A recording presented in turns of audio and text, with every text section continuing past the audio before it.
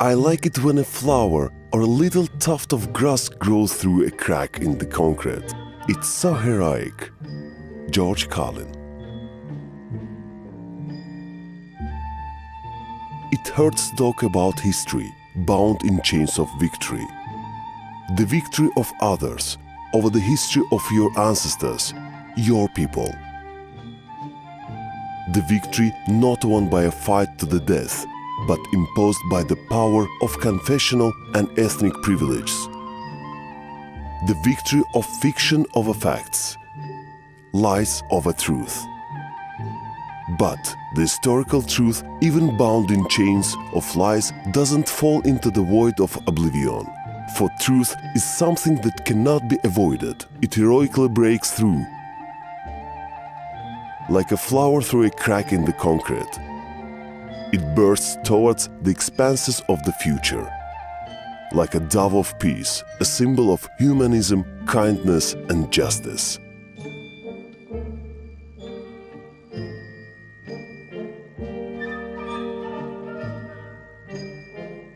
In the footsteps of the first Christian country. In June 2016, the whole world community watched this dove of peace fly from the Republic of Armenia towards Turkey, to the mountain Agridag, which Armenians call Ararat.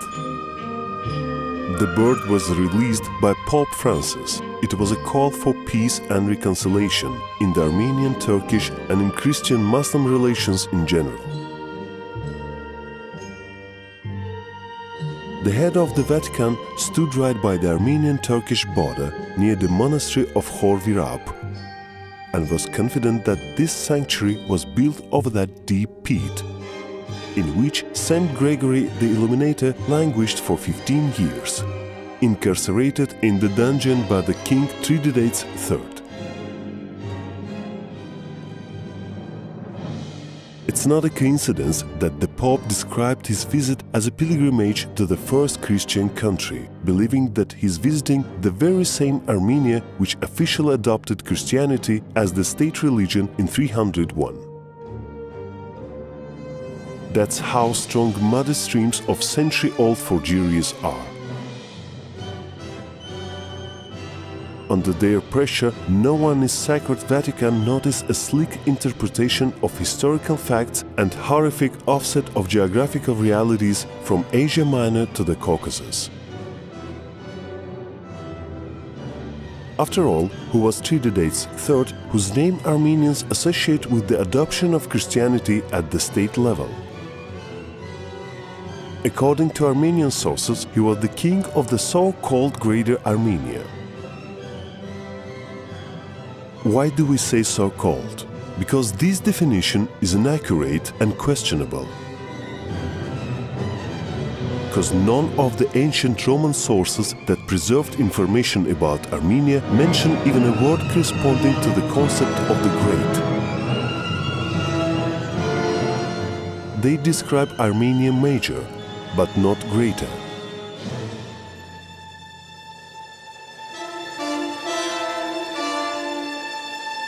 Now let's see, where was Armenia Major?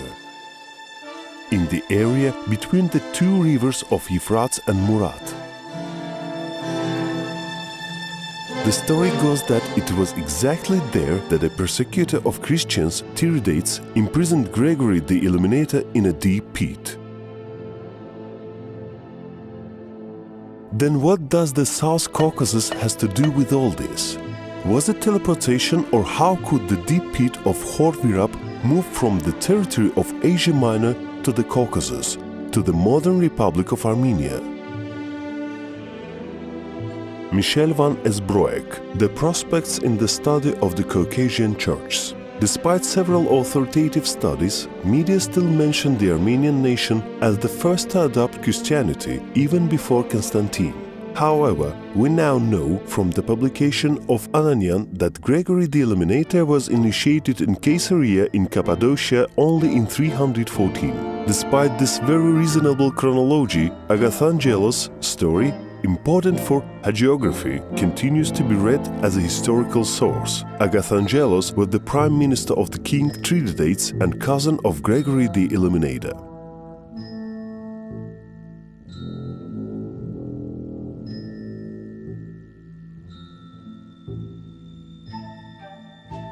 and his intention to assign Armenia the status of the first Christian country is clear.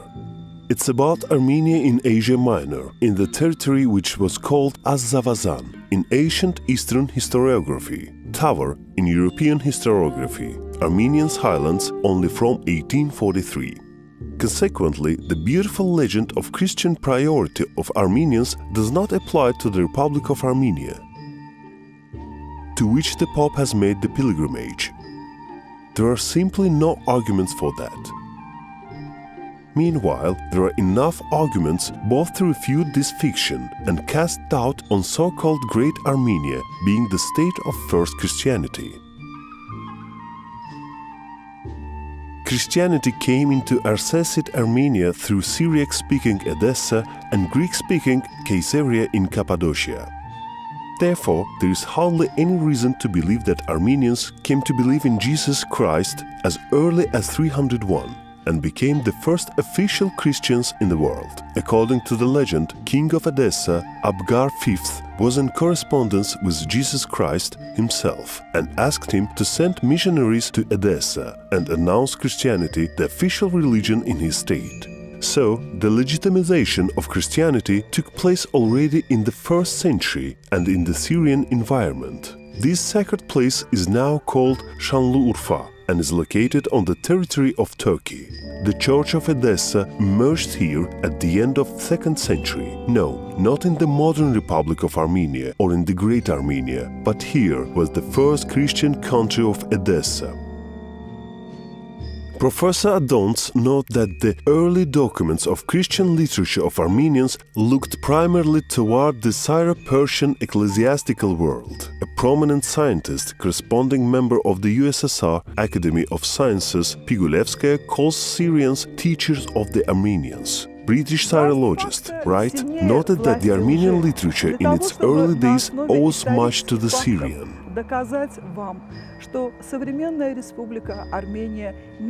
The power of fact is stronger than the power of lie. To prove to you, based on historical facts, that the modern Republic of Armenia is not the first Christian country, we decided to show the real place of formation of early Christianity.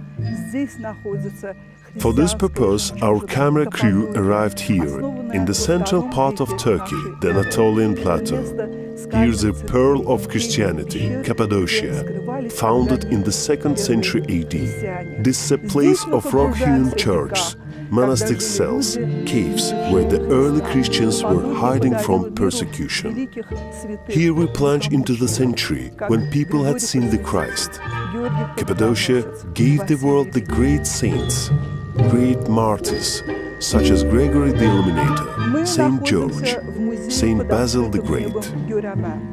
Это место с 1984 года взято под охрану ЮНЕСКО. И данный музей доказывает, We are in the open-air museum of Göreme. Since 1948, since 1984, this place is taken under protection of UNESCO.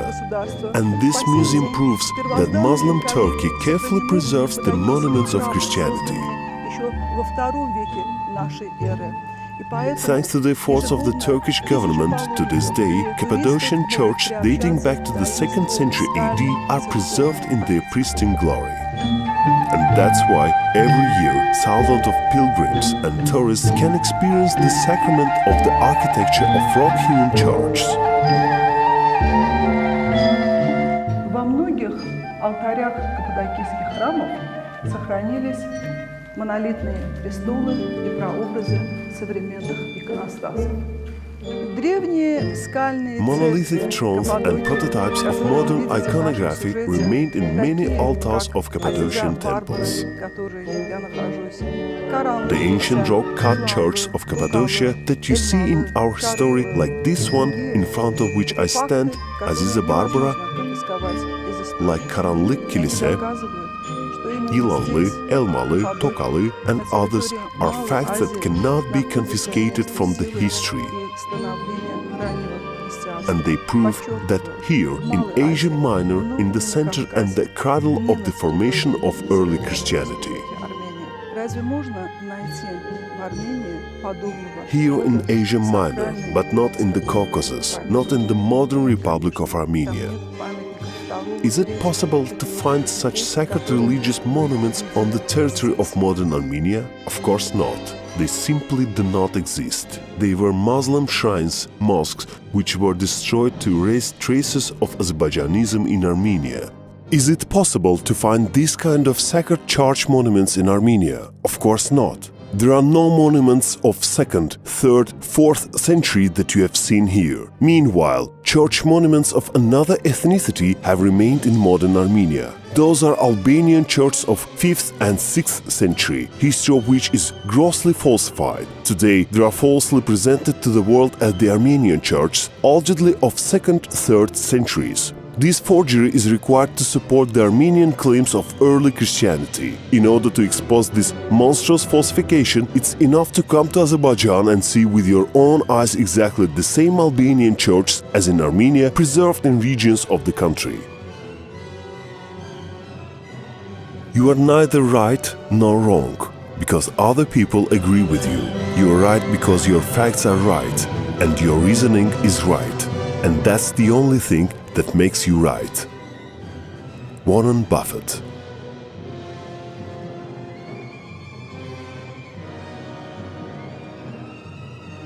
The adoption of Christianity in 301 AD at the state level in Armenia was impossible, at least because in the beginning of 2nd century AD, Armenia Major was a vassal state of the Roman Empire. Therefore, the king Tiridates, put on the throne by the Romans, could declare Christianity the state religion only after the year of 313, when Emperor Constantine and Licinius signed the Edict of Milan, which was an important step towards making Christianity the official religion of the empire and the dependent territories, including Armenia Major.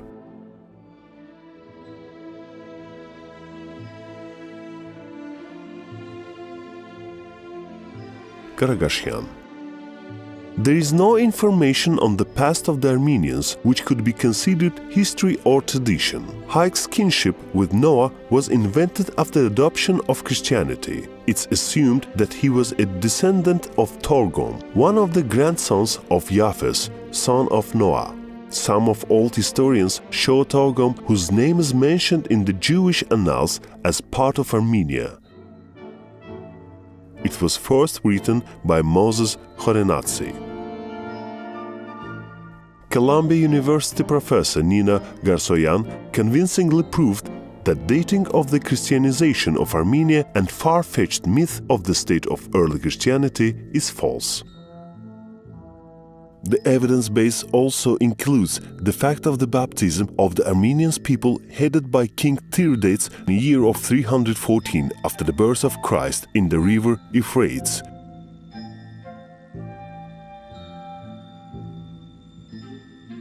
i.e. in Asia Minor, on the territory of modern Armenia, established in the Caucasus only in the early 20th century. The article Armenia in the 4th century proves that there was no united Armenia, and those entities of which it was composed were outside of South Caucasus in the territory of modern Turkey, Iran and Iraq, and in a sphere of political influence of the powerful Roman and Persian empires. The scientist explains that the Armenians began to create a history of Armenia from the 5th century, since the abolition of the Armenian statehood. This means that the ancient historians have been associated with individual naharar, princely houses, promoting their interests, and so their work cannot be read as a work of the history of Armenia, putting the geographic and national meaning in ethnicon.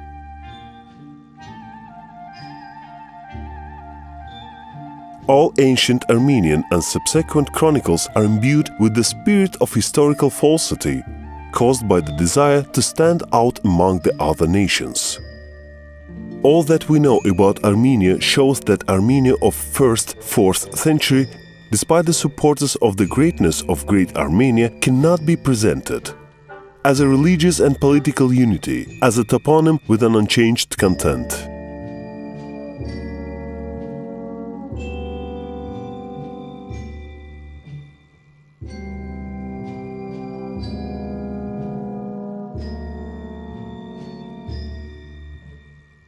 The fact of migration of Armenians to the Caucasus is reinforced by data from one of the most accurate historical sciences, anthropology. According to the research of leading Soviet anthropologists Yakov Roginsky and Maxim Levin, Armenians are not a tectonist population of the Caucasus. Anthropologists based their arguments on the following facts. Fossil skulls from burial grounds on the territory of modern Armenia has nothing to do with the skulls of modern Armenians, an Armenoid race formed on the territory of Asia Minor. At the same time, scientists have noted that fossil skulls from burial grounds of the modern Republic of Armenia belong to the Caucasian type.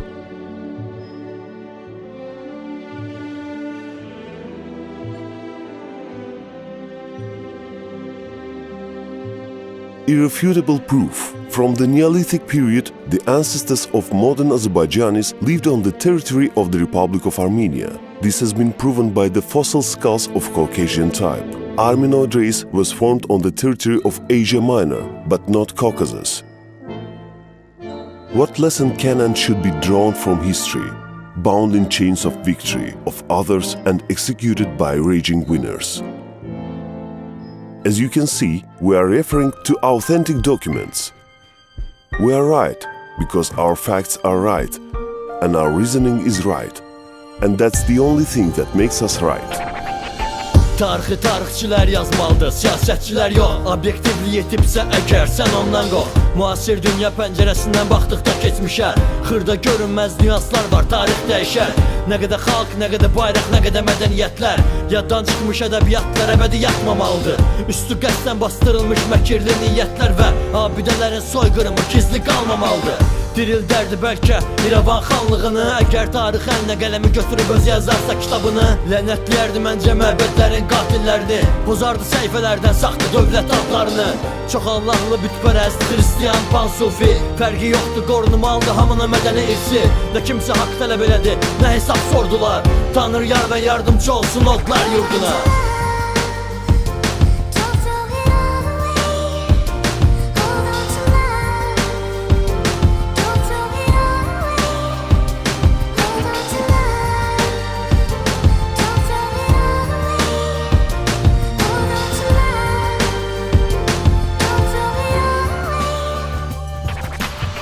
Sevgi və sülh gərəkdir bizə, amma heç biri yox. Ədalətsizlik də var, laqeydlik daha çox. Erməni qaçqın salıb bu xalqı əzəl evindən. Saxtakar düzəlməsə yalanı qondarma arxivdən. Siyasi maraqlar hərdən tarixə də göz yumar. Riyakar zadəganlar və torpaq üstündə qumar. Qoymarıq yalan bataqlığında əcdadların irsin. Bizi məscidlər şəhəri İrəvanın varisi. Ədalət hər şeydən əvvəl beyində başlamalıdır. Gözəllik qurtaran dünyanı məhəbbət barışdıracaq. Və əgər 100 ildən bir gəlirsə gerçək qəhrəman, dünyanı ədalətlər türk oğlu türk qovuşduracaq. Gərək tarixi faktlar qalmasın üstü bağlı. Gözə külü fürənlər İrəvanda məscid dağıdır. Və beləcə dağıdıb həqiqətdə yalanlar qurdular. Tanrı yar və yardımcı olsun Oğuz yurduna.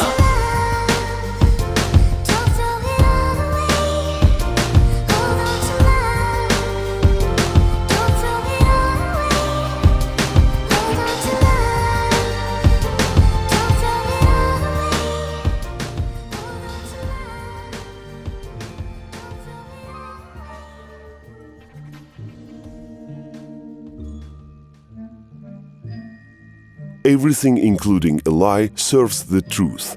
Shadows do not extinguish the sun. Franz Kafka. Do you see how the sun highlights the domes of mosques? It's a view of medieval Azerbaijani city of Yerevan, or Erivan, as it was before the formation of the Armenian SSR in the Caucasus, on the lands of Oghuz, the ancestors of Azerbaijanis. It became known as Yerevan only in 1936. For emphasis, we will refer to the famous Armenian scientist, Doctor of Juridical Science Agassi Yesayan, who states that in international politics until 1917, every time Armenia was mentioned, it meant just Turkish Armenia.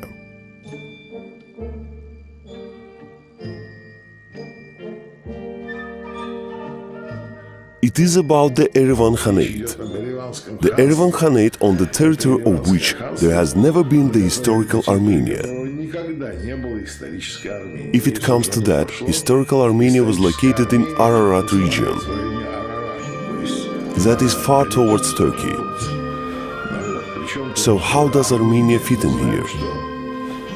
We know that Armenia has historically emerged in the territory of Erivan Khanate only due to indiscretion, magnanimity and romanticism of the Musavad leaders, which gave Erivan to Dashnaks for them to have, so to say, a place for a political residence, a fixation point of political subject.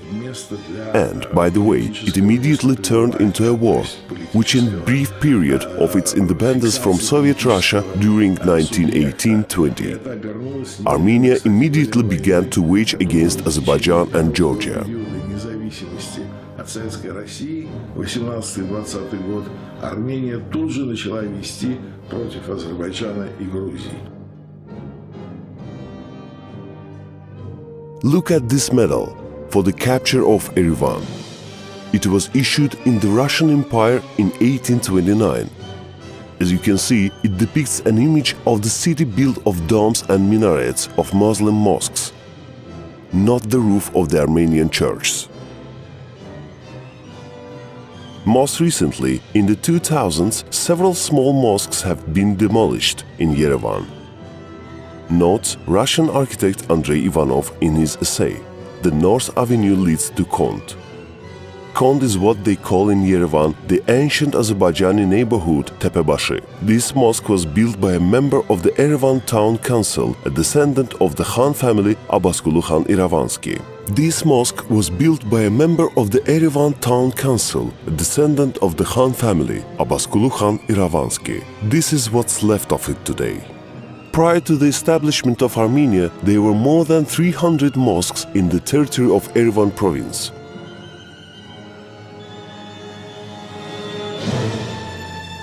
The Caucasus Almanac of 1894 states that just in Yerevan there were 8 main mosques, and throughout the Yerevan province between 1904 and 1915 the number of Shiite mosques has increased from 201 to 382. Where are they now?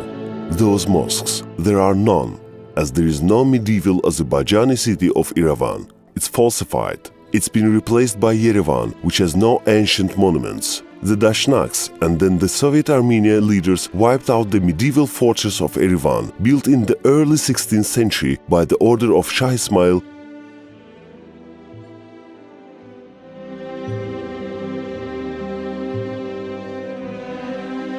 The magnificent palace of Sardar and even Muslim religious shrines. How to encourage the progressive international community to stop the vandalism of any kind. These facts serve the truth. Only the light of memory illuminates them, of our memory, of our history in our land, the one that is today called Armenia. Memory is the only paradise from which we cannot be driven. And memory of the medieval Azerbaijani city of Yerevan is a paradise in which we will definitely return. This is what President of Azerbaijan, Ilham Aliyev, convincingly states from all high international tribunes. The Azerbaijanis should live on all of their historical lands in the future. Our historical lands are the Yerevan Khanate, the Goycha and Zangezur Mahals. The time will come when we will live there. I believe in, and I'm sure of that.